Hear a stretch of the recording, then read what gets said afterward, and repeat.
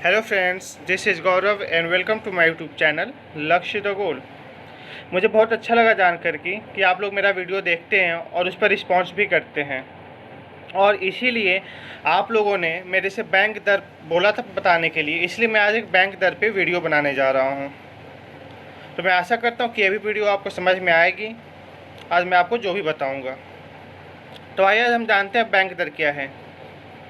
तो क्वेश्चन ये था कि जब बैंक दर रेपो रेट के समान ही है तो आखिर इसमें अंतर क्या होता है। तो मैं आपको बता दूं कि बैंक दर और रेपो दर में अर्थात रेपो रेट में बहुत ही अंतर होता है। तो क्या होता है, आइए आज हम इसके बारे में जानते हैं।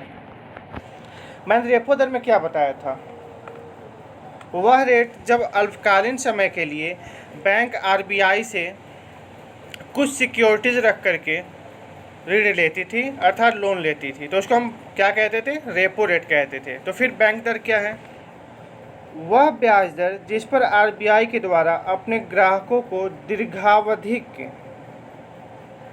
ऋण दिया जाता है, उसे हम बैंक दर कहते हैं। अर्थात लॉन्ग टर्म के लिए, अर्थात लंबे समय के लिए जब आरबीआई के द्वारा अपने ग्राहकों को ऋण दिया जाता है तो उसे हम बैंक दर कहते हैं।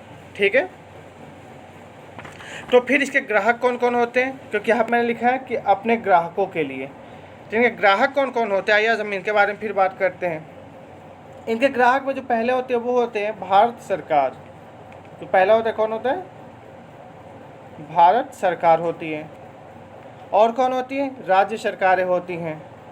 फिर बैंक होती है, वित्तीय संस्थानें होती हैं, कोऑपरेटिव बैंक, एनबीएफसी इत्यादि जो होती हैं इनके ग्राहक होती हैं, और ये इनसे ऋण लेती हैं लंबे समय के लिए। ठीक है, तो उसी को हम क्या कहते हैं, बैंक दर कहते हैं। तो आइए हम जानते हैं कि बैंक दर और रेपो रेट में अंतर क्या है।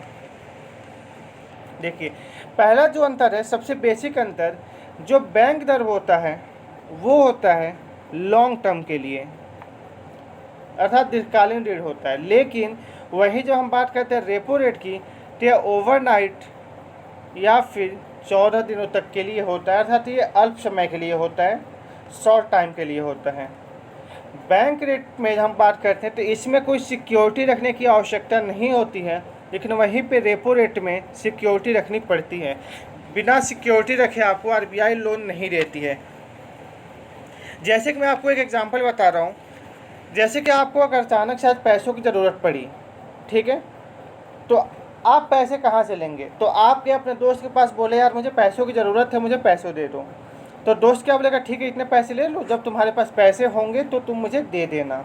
उसने क्या बोला, जब तुम्हारे पास पैसे होंगे तो तुम मुझे पैसे दे देना, इतने पैसे रख लो तुम, जितने की आवश्यकता है तुम्हें।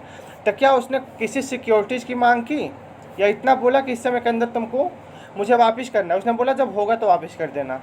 लेकिन रेपो रेट में क्या होता है, अब इसमें देखते हैं। जैसे आप गए, आपके दोस्त के पास पैसे नहीं मिले, तो आप गए किसी सुनार के पास पैसे लेने के लिए। उसने बोला कि ठीक है, बदले में आप कुछ रख दो, तो आप अपने घर के कुछ ज्वेलरी उसके पास रख देते हैं, अब बदले में वो आपको पैसा दे देता है।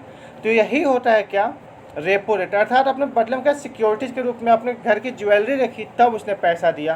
तो यही होता है क्या, रेपो रेट।